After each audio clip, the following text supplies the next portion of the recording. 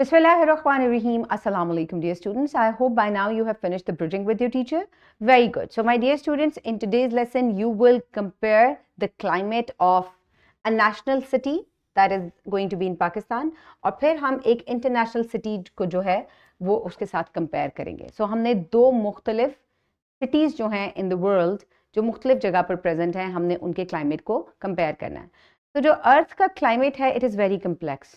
और मुख्तलिफ फैक्टर्स जो हैं वो इसको इफ़ेक्ट करते हैं.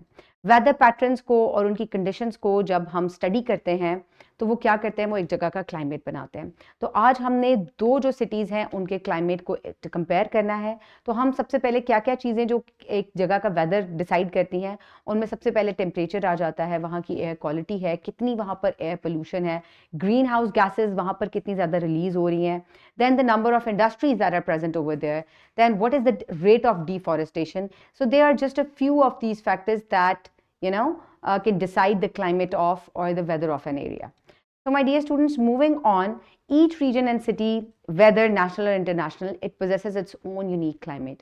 और ये एक मुख्तलिफ जो चीज़ें हैं उनसे कंबाइन होकर बनता है. सबसे पहले ये किस जगह पर प्रेजेंट है, जोग्राफिकल लोकेशन उसकी क्या है, फिर टोपोग्राफी कैसी है उसकी, प्लेन एरिया में मौजूद है, इसके अलावा किसी माउंटेन एरिया में मौजूद है तो वो भी उसकी क्लाइमेट को इफेक्ट करेगा.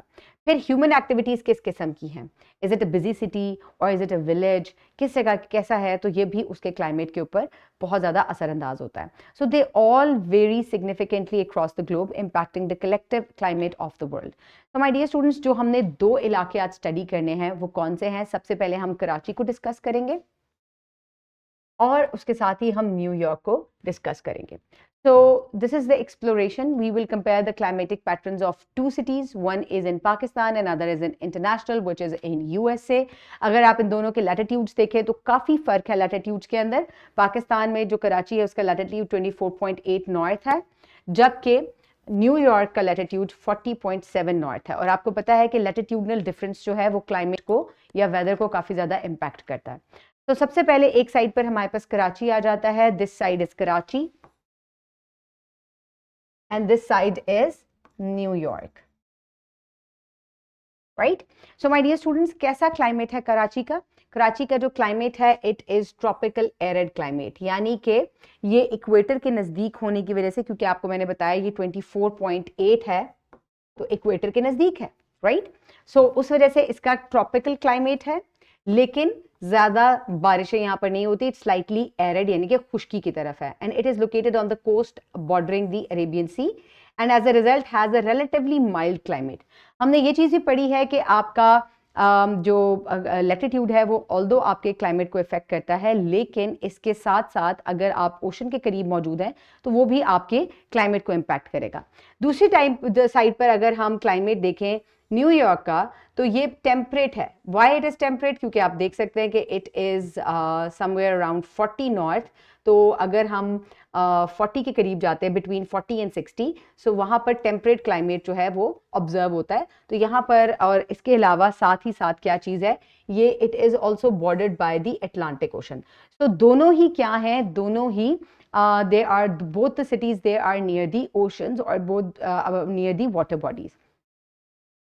अच्छा जी, अब यहाँ पर क्लाइमेट क्लासिफिकेशन और सीजनल चीज़ों को अगर हम देखें तो ये कराची में हॉट समर्स होती हैं, माइल्ड विंटर्स होते हैं, यानी कि गर्मियों और सर्दियों में बहुत ज़्यादा फ्लक्चुएशन टेम्परेचर में नहीं देखने को मिलती. इसके अलावा यहाँ पर मॉनसून रेनफॉल्स जो हैं वो भी देखी जाती हैं, क्योंकि यहाँ पर टेम्परेट क्लाइमेट है. तो वार्म समर्स होते हैं, कोल्ड विंटर्स होते हैं, डिस्टिंक्ट स्प्रिंग एंड ऑटम, यानी कि 4 सीजन्स जो हैं वो यहाँ पर देखे जाते हैं. Why? Because temperate climate zone में होने की वजह से आप 4 सीजन्स जो हैं उनको देखते हैं. लेकिन यहाँ पर विंटर्स जो हैं वो काफ़ी ठंडी हो सकती थी, लेकिन ओशन के पास होने की वजह से कदरे जो हैं वो ठंड जो है वो ज़रा कम हो जाती है. अब यहाँ अगर हम समर के टेम्परेचर्स की बात करें तो आप दोनों के टेम्परेचर्स में फ़र्क देख लें कि जो कराची है यहाँ पर एक्सट्रीम हॉटनेस हो जाती है और temperature can sometimes exceeds 40 degrees. जो न्यूयॉर्क है, because it in the temperate zone, तो यहाँ पे जो वार्म विंटर्स समर्स होती हैं, but they it's like slightly milder 20 to 30 degrees. Winters जो हैं माइल्ड और प्लेजेंट होती हैं. Why? Because it is near the ocean, near the Arabian sea. Karachi में तो टेम्परेचर जो है ये 15 to 20 डिग्रीज तक जाता है, लेकिन यहाँ पर शदीद सर्दी हो जाती है and the temperature can go down below freezing because it's in the higher latitudinal zone. अगर बारिशों की बात की जाए तो कराची में मॉनसून में ही ज़्यादा बारिशें एक्सपेक्ट की जाती है, अदरवाइज बारिशें कम होती हैं. लेकिन अगर हम न्यूयॉर्क की बात करें तो यहाँ पर even precipitation through out the year होती है और सर्दियों में स्नोफॉल भी होती है, यानी कि यहाँ अच्छी खासी बारिश एक्सपेक्ट की जाती है. ह्यूमिडिटी लेवल्स की बात करें तो अरेबियन सी के होने की वजह से और ट्रॉपिकल जोन में होने की वजह से कराची में हाई ह्यूमिडिटी लेवल होता है. न्यूयॉर्क में मॉडरेट ह्यूमिडिटी लेवल है because it's in the temperate zone, और थोड़ी सी ह्यूमिडिटी जो है वो समर्स में देखने को मिलती है. तो लिविंग विद द क्लाइमेट, आप देख सकते हैं कि लोग यहाँ पर किस तरीके से रहते हैं. आप लोगों के रहन सहन के अंदर फ़र्क एक तरीके से देख सकते हैं कि यहाँ पर सर्दी ज़्यादा होने की वजह से पीपल यूज़ वार्म क्लोथिंग, और दूसरी साइड पे आप देख सकते हैं कि लोग इजी ब्रीजी कपड़े जो हैं वो कराची में पहनते हैं. So my dear students, I hope now you know the comparison between the two cities, national and international. Complete the formative check given at the end of your lesson, and your teacher will assign you with the homework, and I will see you in the next lesson. Have a great day. Thank you so much, and Allah Hafiz.